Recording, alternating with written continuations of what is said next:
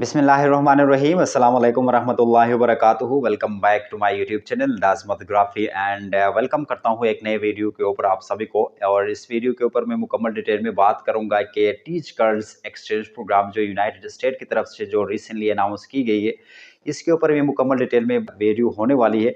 और वीडियो को आपने आखिर तक देखना है। इस वीडियो में हम मुकम्मल डिटेल में बात कर लेंगे कि what is teach girl exchange program और कौन कौन लोग इसके लिए अप्लाई कर सकते हैं, रिक्वायरमेंट डॉक्यूमेंट्स कौन कौन से हैं, एलिजिबिलिटी क्राइटेरिया के ऊपर मैं बात करूंगा। और इसके साथ साथ टिप्स एंड ट्रिक्स जो है मैं वीडियो के आखिर में आपको दे दूंगा, ताकि वो फॉलो करके आप इस प्रोग्राम के लिए अप्लाई करेंगे। सबसे पहले बात कर लेते हैं कि what is teach girl exchange program. ये टीच गर्ल एक्सचेंज प्रोग्राम जो है यूनाइटेड स्टेट की तरफ से जो अनाउंस की गई है, और उसमें सिर्फ गर्ल्स अप्लाई कर सकते हैं जिनकी एज होनी चाहिए 15 से लेकर 17 ईयर्स के। जो गर्ल्स है इस प्रोग्राम के लिए अप्लाई कर सकते हैं, ठीक है जी।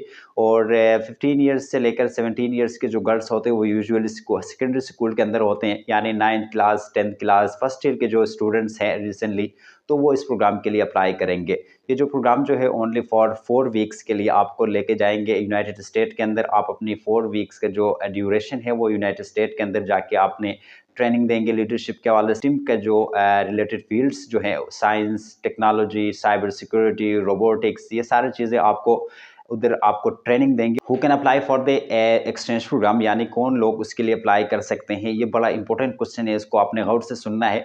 सबसे पहले जो कि एज के वाले से मैं आपको बताऊंगा कि 15 से लेकर 17 ईयर्स के बीच के जो गर्ल्स है वो इस प्रोग्राम के लिए अप्लाई करेंगे, ठीक है जी। अगर 15 से कम है या 17 से ज़्यादा है तब आप इस प्रोग्राम के लिए आप अप्लाई नहीं कर सकते, ताकि आप 9th क्लास में हो या फर्स्ट ईयर में हो या सेकेंड ईयर में हो, उस प्रोग्राम के लिए आप एलिजिबल नहीं होते, ठीक है।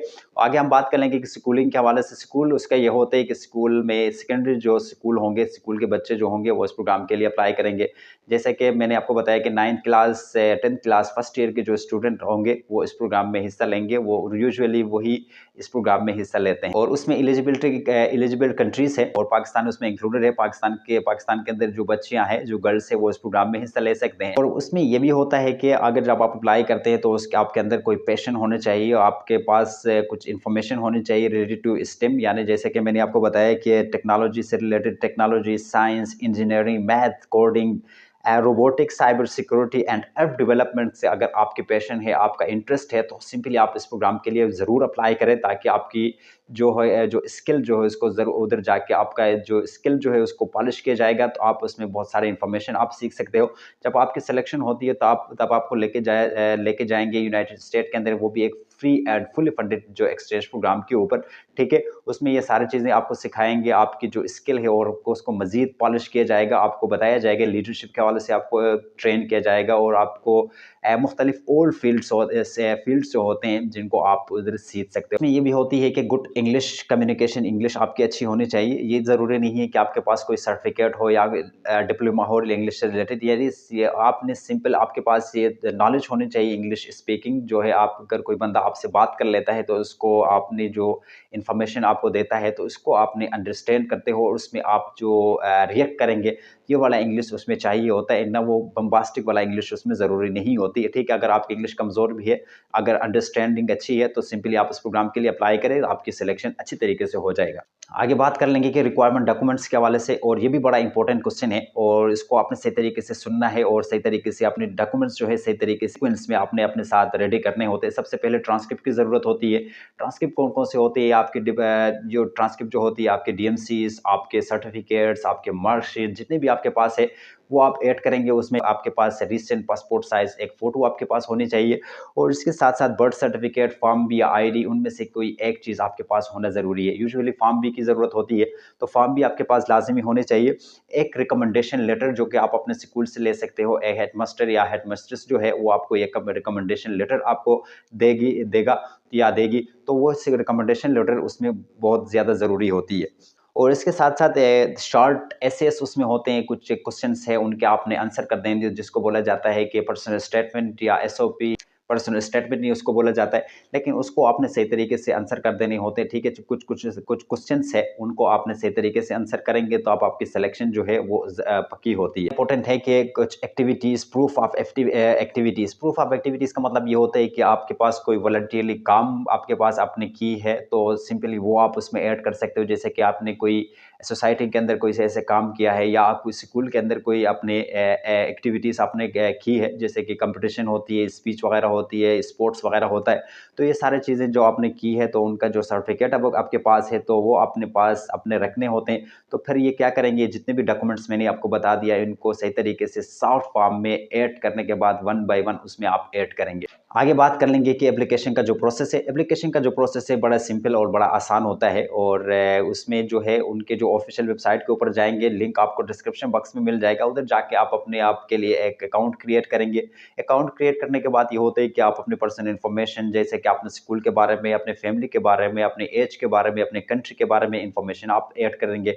इसके बाद जो डॉक्यूमेंट्स मैंने आपको बता दिया वो डॉक्यूमेंट सीक्वेंस में आप उसमें अटैच करेंगे। अटैच करते ही एक पर्सनल स्टेटमेंट जो है शॉर्ट क्वेश्चंस यानी शॉर्ट आंसर जो है ऐसे उसको बोला जाता है और उनको आप ऐड करेंगे। जो शॉर्ट आंसर जिनके लिखने हैं उनके जो क्वेश्चन स्क्रीन के ऊपर आपको नजर आ रही है उनको अपने पास अपने स्क्रीनशॉट ले ले या उनको अपने साथ सेव कर ले या उनको अपने पास लिख ले, ताकि वो जब आप उनका आंसर लिखेंगे तब आपके लिए आसानी होगी। ठीक है, उनके आंसर आपने सही तरीके से अपने साथ ऐड करेंगे और सही तरीके से लिखने के बाद फिर वो उनका आंसर जो है उधर आप ऐड करेंगे। बाद इसको आपने कर देना है सबमिट। सबमिट करने के बाद फिर आपने वेट कर देना है। डेली आपने जो है अपनी ईमेल को आपने चेक कर देना है कि हो सकता है कि आपका अगर आपका सिलेक्शन होता है तो फिर आपको वो लोग ईमेल करेंगे।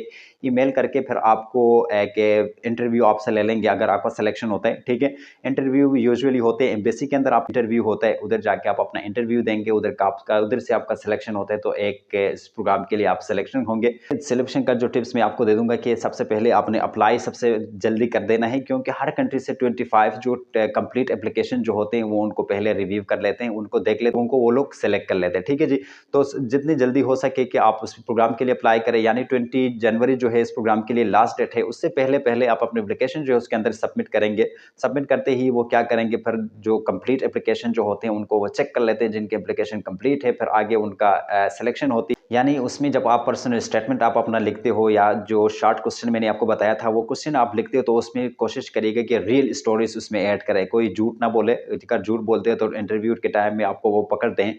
और कोशिश करें कि आप एआई का इस्तेमाल ना करें जब आप अपने पर्सनल स्टेटमेंट लिखते हो या उनके आंसर जो क्वेश्चन मैंने आपको बताया था उनके आंसर आप लिखते हो, तो उसमें आप कोशिश करेगा कि एआई का आर्टिफिशियल इंटेलिजेंस का आपने बिल्कुल यूज़ नहीं करना है। अगर आप उसको कोशिश करें उसको इस्तेमाल करेंगे फिर आपके जो एप्लीकेशन जो है उसको रिजेक्ट करेंगे। एक रिकमेंडेशन लेटर जो होती है बड़ा ज़रूरी होता है। ठीक है, रिकमेंडेशन लेटर जो है आप अपने स्कूल से ले सकते हो। उधर वो एक मतलब एक आपकी जो जर्नल या स्टेटमेंट टाइप का जो रिकमेंडेशन लेटर आपने नहीं लेना है। एक स्ट्रेंथन जो कि एक टीचर जो है आपको सही तरीके से जज करे और सही तरीके से आपका रिकमेंडेशन लेटर लिखे।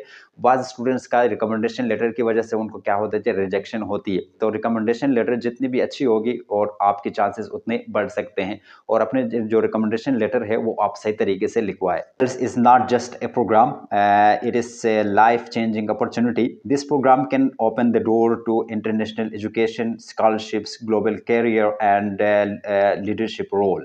So, girls, don't wait. Believe in yourself. Prepare your documents and apply with full confidence. Okay. And if you need any help with essays, recommendations, or application guidance, just comment below, and I will help you personally.